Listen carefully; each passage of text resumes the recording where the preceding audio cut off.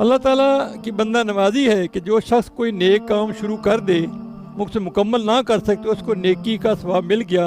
کوئی حفظ قرآن علم دین سیکھنا شروع کر دے، یا حج یا جہاد کو روانہ ہو جائے اور مر جاوے تو وہ حافظ عالم غازی بن گیا۔ اب بتاؤ، محافظ عالم غازی، اللہ کے نام دیکھو۔ ابو یعلی باقی نے حضرت ابو ہریرہ سے روایت کیا، میں رسول اللہ صلی اللہ علیہ وسلم جو حج کو روانہ ہوا یا عمرہ کو راستہ میں مر گیا تو وہ تا قیامت ہر سال اس حج عمرہ کا ثواب ملے گا، ہر سال۔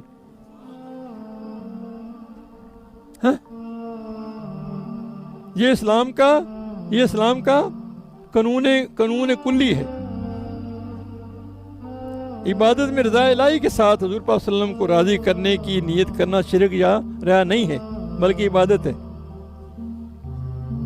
یہ مسئلہ تھوڑا کھنگال لو۔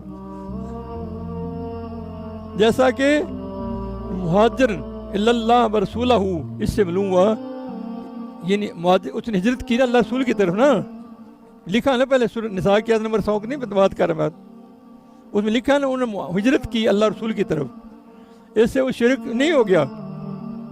ہجرت اسلامی عبادت ہے، مگر اس میں اللہ رسول کو راضی کرنے کی نیت کرنی چاہیے۔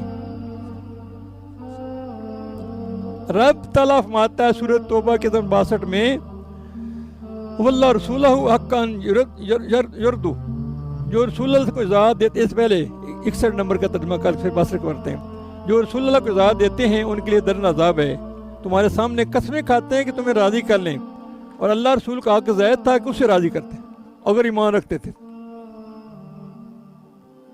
ہے نا؟ ان کا حق زیادہ تھا کہ ان کو اللہ رسول کا حق زیادہ تھا، ان کو راضی کرتے۔ بخاری شریف میں من کانا ہجرت اللہ ورسولہ، یعنی رسول آگے ہے حضور پاک صلی اللہ علیہ وسلم خدمت میں حاضر ہونا، رب تعالیٰ کے پاس حاضر ہونا ہے۔